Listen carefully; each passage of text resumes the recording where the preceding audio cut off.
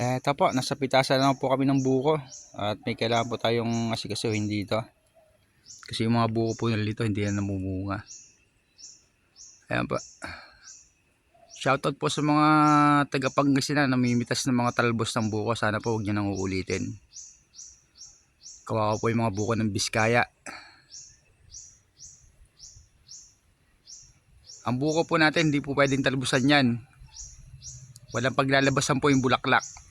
Kaya po sa mga namimitas po dyan at nagpapitas, sana po maingat yung namimitas at yung nagpapitas na huwag papatalbusan yung buko kasi maapektuhan po yung bunga niya. Wala po siyang paglalabasan ng bulaklak. Mga taga Nueva Vizcaya po, shoutout po sa inyo lahat. Sana po kung may mga buko po kayo okay lang po na mataas yung presyo nila, pero huwag yung patatanggalan ng talbos. Masisira po yung mga buko natin. Ang Biskaya po napakaganda po ng production ng buko, pero ngayon po laki po ng shortage natin guys.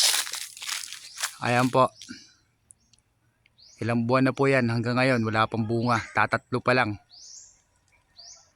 Ayan po, pa isa-isa yung bunga nya, sobrang tagal na pong hindi namunga. Ayan po, sa mga may-ari po ng mga bukuhan dyan,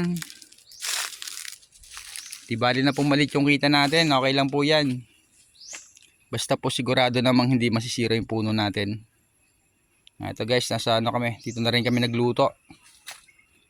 Sabay-sabay na rin po dito para isang bagsakan. Habang pinapalinis po namin yung mga puno ng nyog, nagluto na rin po kami. Yan po. Naantay ko na lang po yung yung mga naglilinis ng puno para sabay-sabay po kaming kakain. Yan po, malapit na po siya maluto. Ito guys, tignan nyo yung tignan yung mga puno nila dito. Halos walang kabunga-bunga. Ayan.